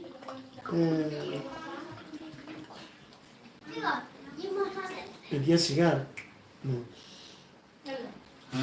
Παραδείγματος χάρη σου λέει μη μεριμνάς τι θα φας, τι θα πιείς, τι θα ντυθείς. Δεν χρειάζεται να μεριμνάς. Ωραία. Βγαίνει ο άλλος ο ιερέας Σου λέει, έχω 2 παιδιά, πώς θα τα ζήσω. Έτσι. Βλέπεις τον πατέρ Πέτρο, έχει 5 παιδιά. Δεν είπε ποτέ πώς θα τα ζήσω, γιατί ξέρει ότι τα ζει ο Θεός. Και αυτός θα κρατάει στη ζωή και αυτός θα κρατάει στη ζωή. Πώς θα τα ζήσεις. Ο άλλος δεν πιστεύει στο Θεό, είναι ιερέας και δεν πιστεύει στο Θεό. Και δεν κάνει διακοπή, δηλαδή είναι με τους αιρετικούς, είναι με τους εχθρούς του Χριστού. Γιατί δεν πιστεύει ότι ο Χριστός μπορεί να τον ζήσει. Ο άλλος ο ιερομόναχος, ο Θεός να τον έχει καλά, αυτό μου έλεγε, αυτό έλεγε. Άρα άμα χάσει τον κόσμο μου, πώς θα ζήσω. Δεν πιστεύω ότι τον ζει ο Θεός. Και όμως αυτός ο άνθρωπος έχει πίμνιο, ας πούμε, έχει πνευματοπαίδεια και τους συμβουλεύει πράγματα που τους λέει ο Χριστός. Πώς γίνεται. Κοιτάξτε, δεν κατακρίνουμε κανέναν. Γι' αυτό και βλέπετε δεν λέμε κανένα όνομα. Έτσι. Δεν θα πούμε είναι ο τάδε άνθρωπος, είναι ο τάδε άνθρωπος. Ο καθένας έχει τη ζωή του και κάνει τον αγώνα του όπως και εμείς, όπως και εσείς. Το θέμα είναι ότι δεν θα πρέπει να μπαίνουμε σε αυτή τη διαδικασία και θα πρέπει να έχουμε εμπιστοσύνη στο Θεό ότι δεν χρειάζεται. Τι χρειάζεται ο άνθρωπος για να ζήσει. Δεν χρειάζεται πολλά πράγματα. Ακόμα και αυτοί που έχουν τα πολλά χρήματα και έχουν τα πολλά σπίτια και έχουν την ευτυχία. Δεν είναι ότι δεν έχουν την ευτυχία μόνο, Λάζαρε. Είναι και το άλλο. Τι θέλεις να ζήσεις. Μου είπε μια φορά ένας ο οποίος είχε έρθει στο Άγιον Όρος, τώρα αυτή η ιστορία, πριν 20 χρόνια, το 2004. Και ήρθε, με βρήκε και μιλήσαμε. Τέλος πάντων μου λέει, ξέρεις ποιος είμαι εγώ. Του λέω, ούτε ξέρω, ούτε με ενδιαφέρει. Του λέω. Και να σου πω κάτι, αύριο θα φύγεις. Εσύ ήρθες σε μένα. Γιατί να ξέρω ποιος είσαι εσύ. Όχι, μου λέει, άλλος το λέω. Μου λέει, είμαι ο τάδε μου κάνει. Μου λέει, ωραία, και τι έγινε που είσαι ο τάδε. Ναι. Ένα σου δείξω, του λέω. Βλέπεις αυτό το λάκκο, ναι, εκεί θα πεις. Ναι, μου λέει, το ξέρω, μου λέει, το λέω, μου λέει, γιατί έχω τόσα πολλά πράγματα. Μου λέει, είμαι ο τάδε. Τέλος πάντων, ήταν κάποιος ο οποίος ήταν πολύ πλούσιος. Μου λέει, ξέρεις ότι μου λέει, το φαγητό που τρώγω είναι ένα μικρό πιάτο. Μα φάω παραπάνω. Δηλαδή αυτό που χρειάζομαι εγώ για να χορτάσω για τη μία μέρα, ούτε 30 ευρώ δεν χρειάζεται για να φάω. Την ημέρα, ας πούμε, για να φάω καλά. Τότε. Έτσι. Λοιπόν, και όμως ο άνθρωπος αυτός είχε τάχει. Για ποιο λόγο τάχει. Του τάχει δώσει ο Θεός για να μπορέσει να βοηθήσει κάποιους άλλους. Και όχι, αφού θέλει 30 ευρώ για να ζήσει. Τι θα κάνει τα υπόλοιπα. Τι θα τα κάνει τα υπόλοιπα. Βγάλε το μήνα σου, βγάλε το χρόνο σου, βγάλε 15, 20, 30, 40 χρόνια, πόσο θες να ζήσεις και ζήσει. Τα υπόλοιπα τι θα κάνεις. Θα κάνεις τι, να μαζεύεις μασούρια. Πώς. Και θα μου πεις, εντάξει, πες ότι έχεις και ένα ποσό, ρε παιδί μου. Για ποιο λόγο. Μηδενικά. Πρόσεξε κανονικά, το τέλειο. Ναι, άλλος είχε ένα δισεκατομμύριο δολάρια. Έτσι λέμε για τα γεράματα. Κοίταξε. Άλλο να έχεις στο πρωτοφόρο σου κάποια χρήματα και να πεις ότι αυτά τα έχω ένα ασήμαντο ποσό. Τώρα δεν μιλάμε ούτε για εκατομμύρια ούτε για χιλιάδες ευρώ. Ότι ξέρεις μπορεί να συμβεί κάτι σαν άνθρωπος για να μην επιβαρύνω τον συνανθρωπό μου και να μην ζητήσω χρήματα, να το επισκεφτείς έτσι ανθρωπίνους. Γιατί πάλι ο Θεός, άμα δεν έχεις ούτε αυτό, ο Θεός θα το κανονίσει. Ακριβώς. Έτσι.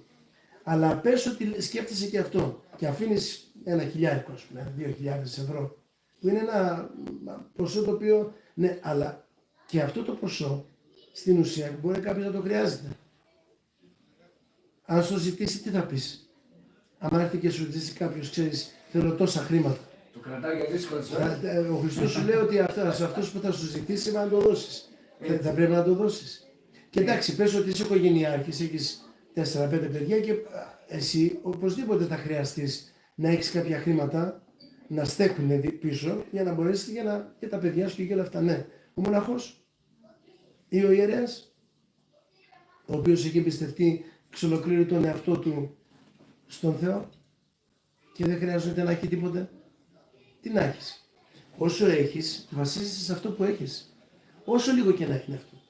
Και χάνεις την εμπιστοσύνη στο Θεό. Χάνεις την εμπιστοσύνη σου στο Θεό. Δεν γίνεται έτσι. Δεν γίνεται. Εγώ δεν πρέπει να έχεις. Μία κουβεντούρα. Κάποτε είχα πει σε κάποια κυρία που είχε έρθει στο εργοστάσιο στην Κούκα τότε, την οποία δεν τη γνώριζα. Είπα ένα καλημέρα και ένα χαμόγελο. Και μου λέει: είσαι ευτυχισμένος άνθρωπος. Γιατί λέω: θα μου λύσει τα προβλήματα. Όχι. Τα προβλήματα είναι δικά μου. Αλλά η αγάπη του Θεού, λέω, και η καλημέρα που είναι του Θεού, στη μοιράζομαι με σένα.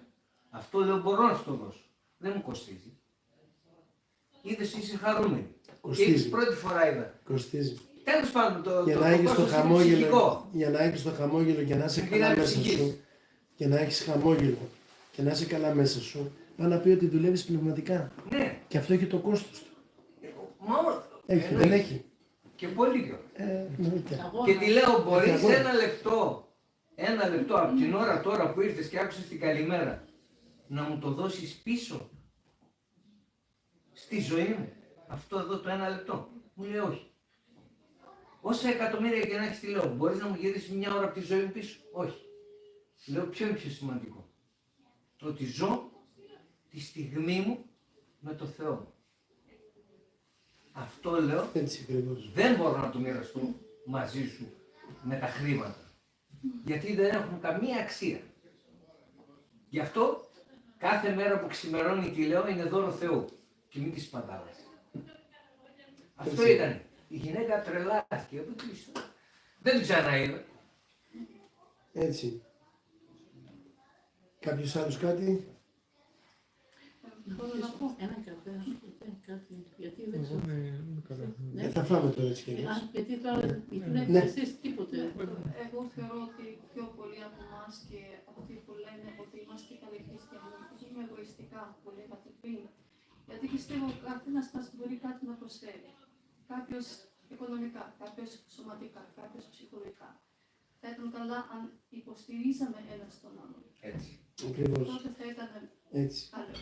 Έτσι. Αγαπάτε αλλήλους. Ναι. Ναι, γιατί Μοιράζεσαι την αγάπη. κοίταξε, αν ο καθένας από μας μπορούσε να προσφέρει κάτι σε έναν άνθρωπο, καταρχήν, κατευθείαν, οι μισοί θα βοηθούσαν τους άλλους μισούς. Δεν θα υπάρχει πρόβλημα. Δεν το κάνουμε. Δεν το κάνουμε γιατί ξέρεις τι, έχουμε αυτό τον οχαδελφισμό και λέμε εγώ θα σώσω τον κόσμο. Εσύ μαζί με τους υπόλοιπους, ναι. Και ένας άνθρωπος, ναι. Γιατί να μην κάνεις δηλαδή αυτό που πρέπει. Και στο κάτω-κάτω, γιατί να λέμε εγώ θα σώσω τον κόσμο. Εσύ μπορεί να μην σώσεις τον κόσμο, αλλά μπορεί να σώσεις τον εαυτό σου. Έτσι, την ψυχή Όταν σου. λοιπόν σώσεις την ψυχή σου, σώσεις τον κόσμο. Αν ο καθένας άνθρωπος σκεφτόταν την ψυχούλα του, όχι εγωιστικά, αλλά όπως το Ευαγγέλιο ότι να σώσει την ψυχή του, δεν θα είμαστε σε αυτό το χάλι. Και ούτε θα κάνουμε αυτή τη συμπεριφορά στους άλλους ανθρώπους. Η συμπεριφορά στους άλλους ανθρώπους αντικατοπτρίζει την κατάσταση της ψυχής μας. Στο φοβερό. Γιατί στην ουσία ό,τι κάνουμε είναι σαν να το κάνουμε μπροστά σε έναν καθρέφτη. Παραδείγματος χάρη, ποιος θα πήγαινε να βρίσει μπροστά σε έναν καθρέφτη. Τον εαυτό του μπορεί. Ποιος θα πήγαινε σε ένα καθρέφτη μπροστά να πάει να βρίσει. Εγώ πήγα, έπεσα τον εαυτό μου πολλές φορές. Εντάξει. Τον εαυτό. Μιλάμε για normal καταστάσεις. Άκουσες λάθος. Κοίταξε, αυτό είναι πνευματικό τώρα που λες. Για να βγάλεις τα αποτελέσματα. Εγώ εννοώ άλλο πράγμα. Ναι, Ένα άλλο πράγμα. Δεν λέω αυτό που. Αυτό είναι κάτι πνευματικό που λες. Εγώ εννοώ το άλλο ότι να πας, ας πούμε, γίνεται κάτι στον δρόμο. Ναι. Έτσι. Και ο Έλληνας, ας πούμε, το πενταδάχτυλο κατευθείαν. ναι. Θα το κάνεις αυτό στον εαυτό σου με αυτή την έννοια ότι αν ήταν ένα τζάμι μπροστά που ήταν και αντικατόπτριζε εσένα και πήγαινε σε εσένα, θα το κάνεις. Με αυτή την έννοια το λέω. Καλά, ναι. Όταν δηλαδή βλέπεις. Τζο που δεν θέλει να σου κάνουν οι άλλοι. Ακριβώς. Αυτό είναι. Ναι. Αυτό που λέει ο Χριστός. Ό,τι θες να σου κάνουν οι άλλοι, κάνε το στους άλλους. Ό,τι θες να σου κάνουν οι άλλοι σε σένα, κάνε αυτό το πράγμα στους άλλους. Θες να σε αγαπάνε, αγάπα. Θες να σε προσέχουνε, πρόσεχέ τους. Θες να σου μιλάνε με ωραίο τρόπο, να μιλάς με όμορφο τρόπο. Τόσο απλά. Γιατί τα κάνουμε δύσκολα. Οι Ρώσοι λένε μυαλίσκα. Γιατί πατινάρει Ναι. ο δίσκος. Υπάρχει κατοίκητο στους περισσότερους. Μια λίσκα, τι είναι αυτό. Ο τρόπος του λέγει στα ελληνικά το μυαλό, στα ζωσικά και καλά, μυαλίσκα. Το μυαλό. Α, Δηλαδή είναι κακό όταν ας πούμε προσφέρεις βοήθεια και λες κάπου μέσα σου μακάρι να είχα πιο πολλά, να πρόσφερα πιο πολλά. Είναι κακό. Κοίταξε, ξέρετε την ιστορία με τον Σκηδοτόμο και με τον Άγιο... ποιος Άγιος ήταν, ένας Άγιος μοναχός, ο Άγιος Δανιήλ πρέπει να ήταν. Ήταν ένας μοναχός, ο Άγιος Δανιήλ, ονομαστός, ο οποίος στη μικρή του ηλικία, όταν ήθελε να πάρει, γενικά οι μοναχοί όταν ήθελαν να κατέβουν κάτω στην πόλη, περνούσαν από ένα, αυτό λέω και τελειώνουμε και πάμε να είναι έτοιμα, να φύγουν εκεί οι άνθρωποι μακριά. Αυτό λέω και τελειώνουμε. Όταν οι μοναχοί φεύγαν από την έρημο και πηγαίνανε στις πόλεις, στην Αλεξάνδρα και αυτά να πουλήσουν τα αργόχειρά τους, συνήθως κάνανε μια διανυκτέρευση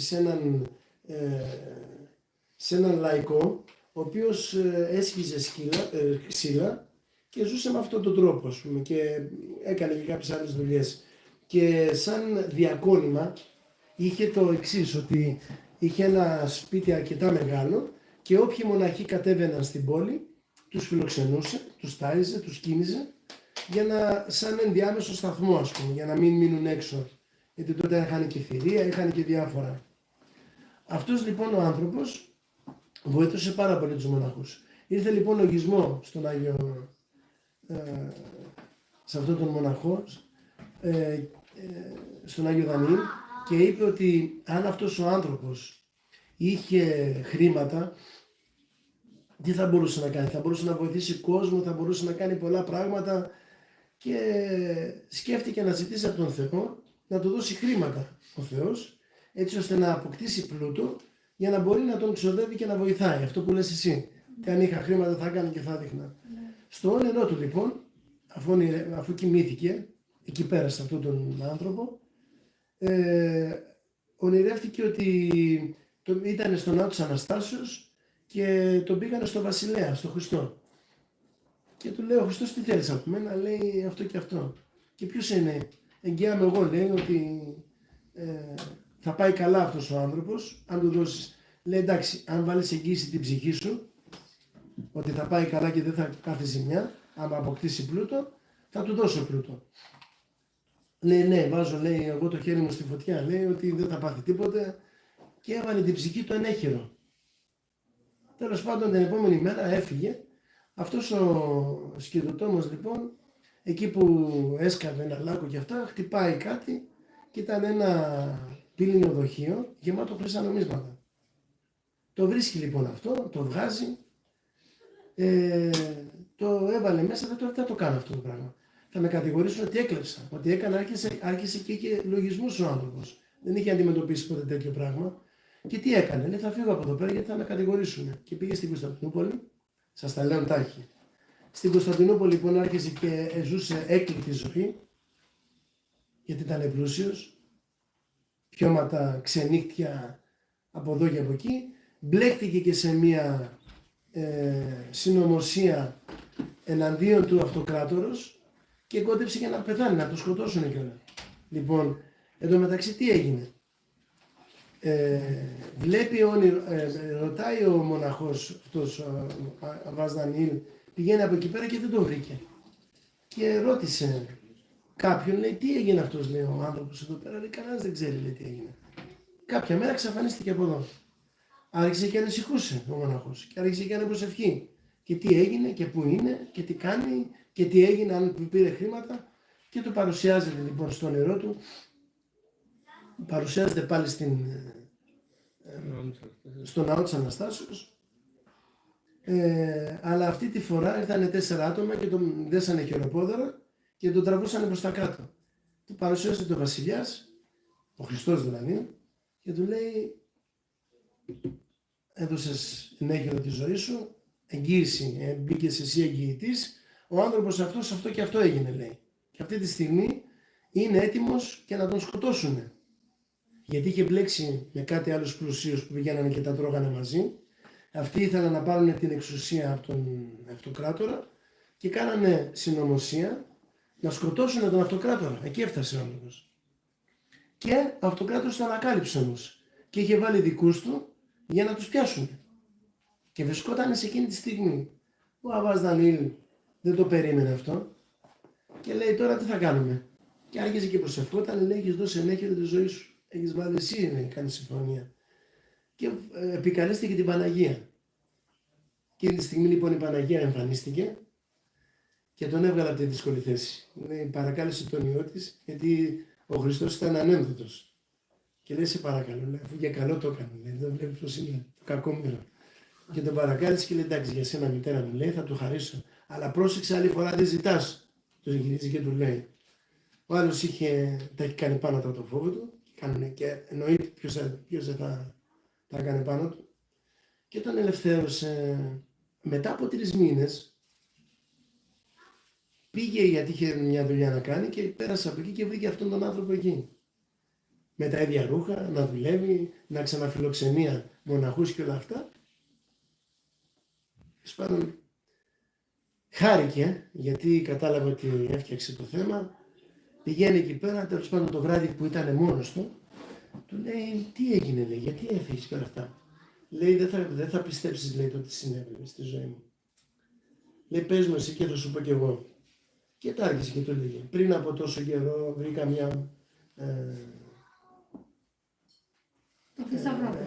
ένα κιούπι, ας πούμε, με αυτά τα... Και έγινε αυτό και αυτό και αυτό και έτσι και τώρα έφτασα εδώ πέρα πάλι που είμαι εδώ. Και του λέει ο Δανιήλ, έκλαιγε ο Δανιήλ, ναι, έκλαιγε και ο ένας, έκλαιγε και ο άλλος. Εσύ, εντάξει, εγώ λένε κλαίω, λέει, εσύ γιατί κλαις, λέει. Γιατί λέει, εγώ είμαι αυτός που σου βρήκα το θησαυρό. Πώς δεν με βρεις.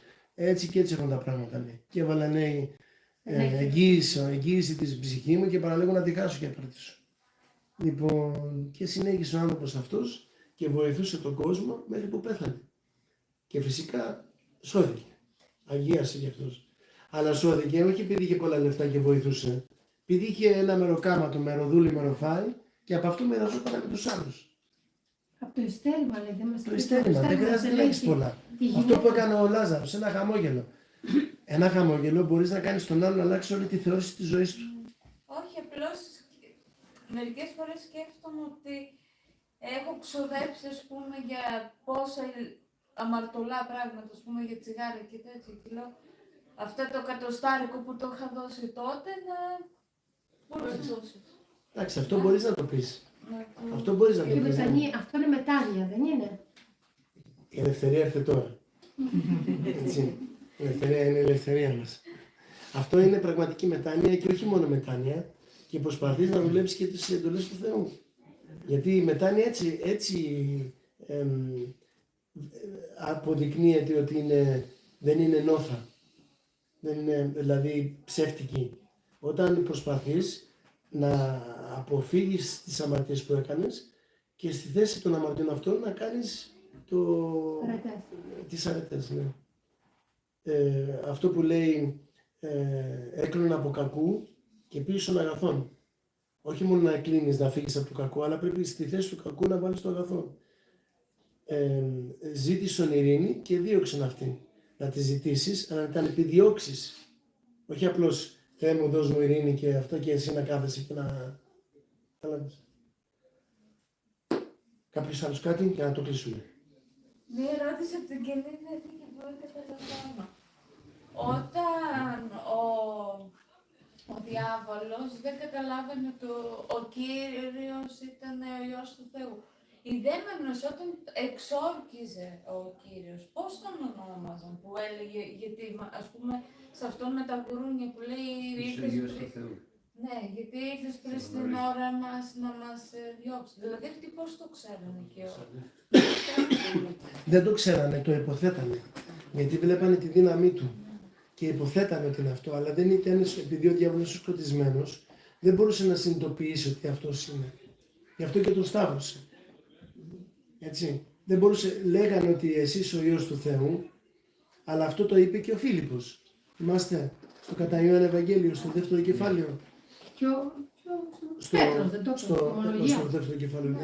Και ο Πέτρος δεν το είπε, εσύ είσαι ο Υιός του Θεού του Ζώντος. Ναι, ο Πέτρος το εννοούσε. Ο Φίλιππος όμως όταν τον κάλεσε και πήγε Και καθόσουν εκεί λέει κάτω από τη... ναι, καθόσουν να λέει εσύ είσαι ο Υιός του Θεού. Ο Ναι. Βαρθολομαίος, Ναι. Αυτό δεν ήταν συνειδητοποιημένα ότι ήταν ο Μεσσίας. Έτσι. Ήταν ότι επειδή έκανες αυτό το θαύμα, εσύ δώσ' μας ό,τι θέλεις, εσύ. Αλλά όχι έτσι όμως συνειδητοποιημένα. Και ο διάβολος αυτό έκανε. Τον αποκαλούσε Υιό του Θεού, Μεσσία και όλα αυτά, αλλά δεν το πίστευε. Απλώς το έλεγε γιατί έκανε αυτά τα θαύματα που έκανε. Και να το πιάσει και μέσα, Έριχνε και άδεια να πιάσει και να το ρίξει και στην υπερηφάνεια. Είναι πονηρός.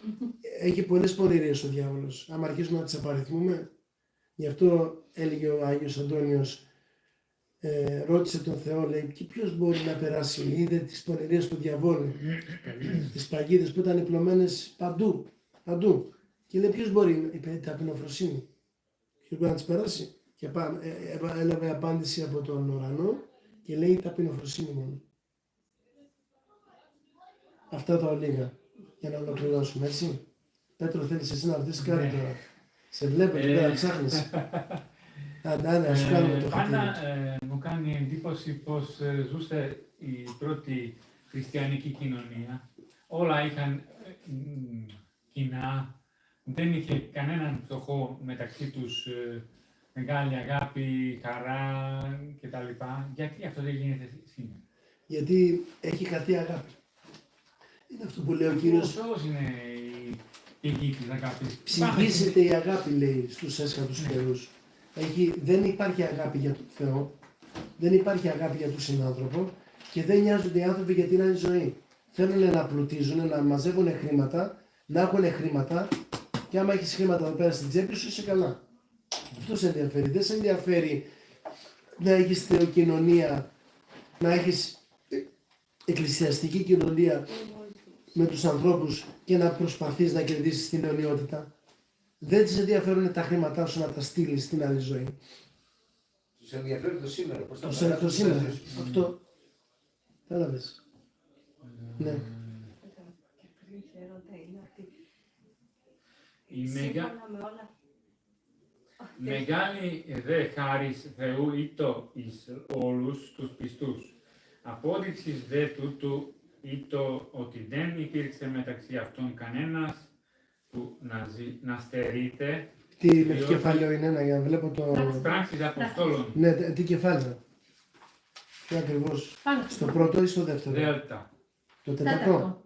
Ναι, το τέταρτο. Θέλω να βλέπω και εγώ γιατί εσύ διαβάζεις τη μετάφραση. Εγώ δεν τη τη μετάφραση. Κατάλαβες γι' αυτό. Σε ποιο στίχο? 34. Ή 30. Ναι, μια σύνθεση. Ναι.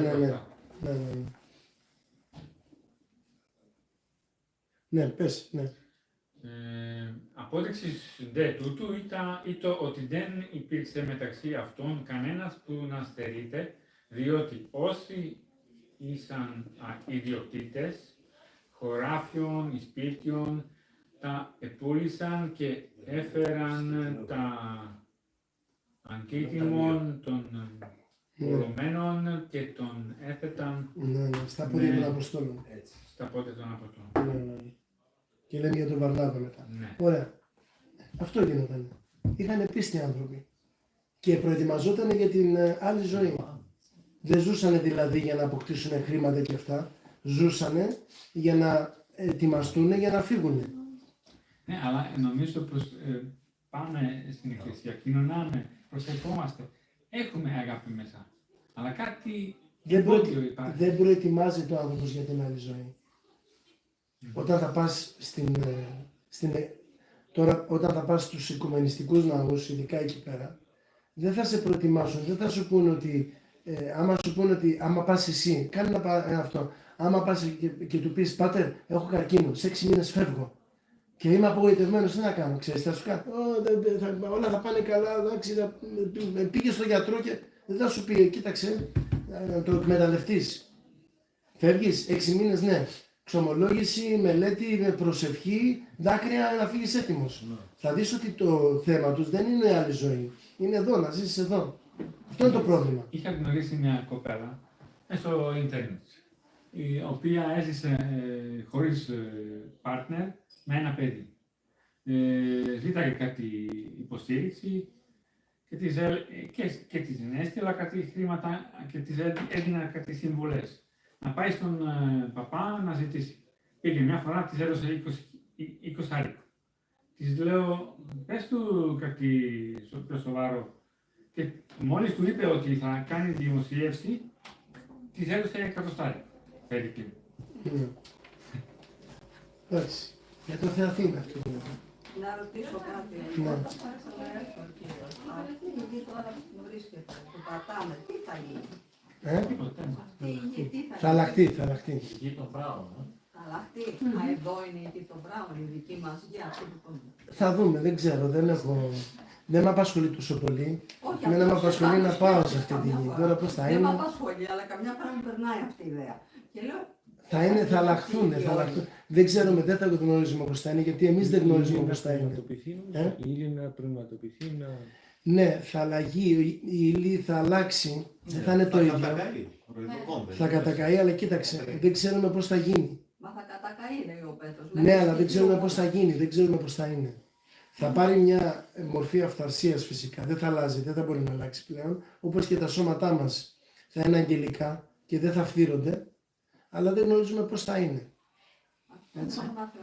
Ναι. Ο πατέρας μου Πυρηναίος λέει, παλιά λέει, είχαμε λέει ένα πανοφόρι. Ναι. Και αλλάζαμε λέει, μετά από 30 χρόνια λέει, αλλάζαμε το έξω, το μέσα και έξω. Και αλλαγής ήταν. Ναι. Και με αυτόν τον τρόπο λέει να σκεφτούμε ότι θα αλλάχτεί λέει ο κόσμος. Ότι το έξω, το έσω θα γίνει θα αλλάχτεί. Το πνευματικό θα βγει. Ο Θεός δεν καταργεί τίποτα από αυτά που φτιάζει. Και η ύλη να ξέρετε ότι τίποτε δεν χάνεται. Αυτό όποιος ξέρει φυσική το γνωρίζει, ας πούμε. Και ότι η ύλη είναι και ενέργεια. Έτσι. Η ύλη είναι ενέργεια. Γι' αυτό και πέφτουν στον πανθεϊσμό αυτοί που λένε ότι ο Θεός είναι μια ανώτερη δύναμη. Και καλά. Τέλος πάντων, είναι άλλα θέματα αυτά τώρα. Λοιπόν, τώρα όμως θα το κλείσουμε. Εντάξει, τώρα την επόμενη φορά δεν ξέρουμε πότε θα είναι. Όποτε θέλει ο Θεός. Όποτε θέλει ο Θεός. Χριστούγεννα είναι πολύ αργά, όχι. Πιο νωρίς. Μιλήσαμε για Ιεροσόλυμα και ενδιαφέρονται και άλλα άτομα. Να κάνουμε εμείς για το φθινόπωρο. Για Ιεροσόλυμα. Φθινόπωρο είμαι γεμάτος, δεν ξέρω. Τώρα θα το συζητήσουμε. Να το συζητήσουμε μετά. Αν δείτε το πρόγραμμα. Γιατί Οκτώβριο έχουμε να πάμε στην...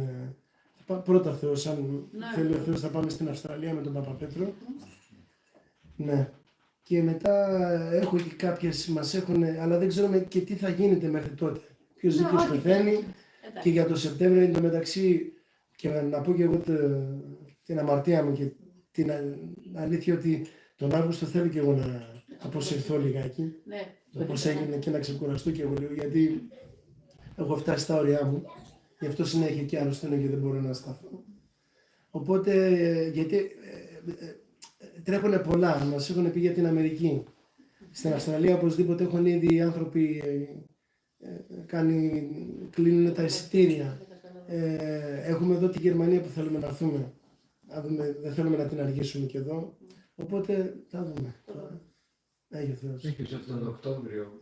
Θα είναι Ελλάδα. Ναι, Οκτώβριο δύσκολο. Οκτώβριο δύσκολο. Νοέμβριο και πιο κρύο. Βοηθώ ψάλτη, βοηθά στην λειτουργία. Εντάξει, έχει ο Θεός, θα δούμε. Θα δούμε πώς θα πάει. Γιατί και τώρα που ήρθαμε δεν ήταν προγραμματισμένο. Τσακ, πάμε γίνει. Ήταν 3 φορές αναβλήθηκε το ταξίδι. Ναι. Οπότε είχε ο Θεός. Αλλά εντάξει, τα καταφέραμε. Διευχών και να τελειώσουμε. Διευχών Άγιον Πατρών μου Κύριε Σου Χριστέ ο Θεός ελέησον εις όσων ημάς. Αμήν. Αμήν. Ευχαριστούμε. Βοήθειά μας. Αμήν. Να είναι ευλογημένο.